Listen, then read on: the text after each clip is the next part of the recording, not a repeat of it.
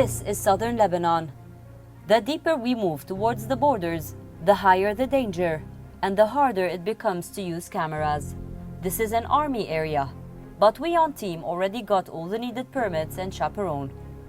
UNIFIL, Lebanese army, Hezbollah, and on the other side, Israeli army.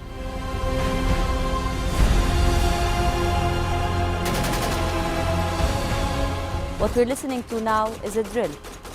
It's not the real war, but anything here is always possible.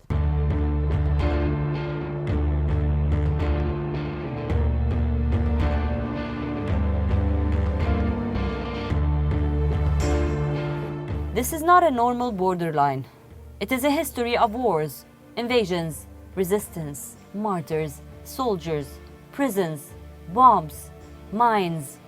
It is a line drawn with blood and tears over the years.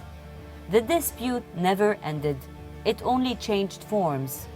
Israel used to occupy this land we are now in. These villages, all these lands were taken back year 2000. The Blue Line is a border demarcation published by the United Nations 20 years ago for the purposes of determining whether Israel had fully withdrawn from Lebanon. It is 120 kilometers. But it's not war nor peace here. It's a typical volatile volcano. Year 2006, Hezbollah army leader Imad Mughniye executed Al-Wa'd al-Sadiq operation.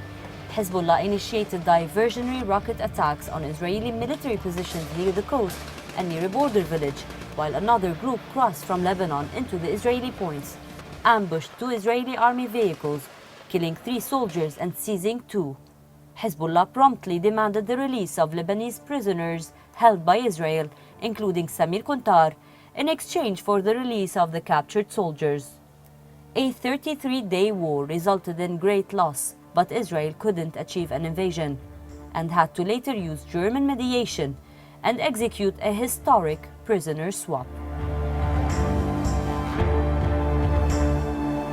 For the past 14 years, no war has happened here, but there are almost daily violations of the ceasefire. Israeli planes above and Hezbollah militants on the ground. But Hezbollah is not here by accident or force. It is how most of the Lebanese people who live here want and vote and support.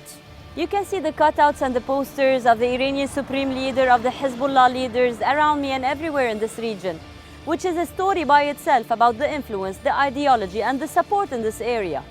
Needless to say, it is a key determiner in the geopolitics and the diplomacy practiced in and by the region.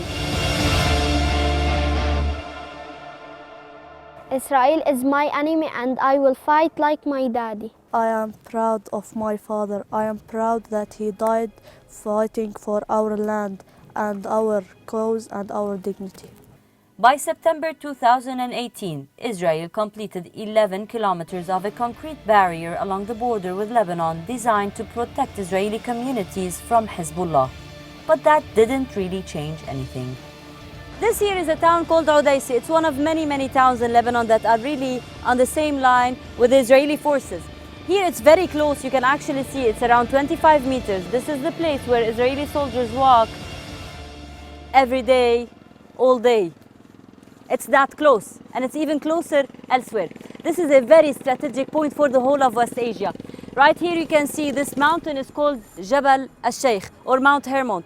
This mountain has Syrian troops, Israeli troops, Lebanese troops, and also UNIFIL. It's that sensitive here. Today, on a borderline that was never resolved, starting from the Mount Hermon between Syria, Palestine, and Lebanon southeast to reach the water southwest. They would sit down for talks concerning the maritime borders on a disputable border. Would they rise above it? Would they forget it? Can money from oil and gas make 80 years of dispute vanish?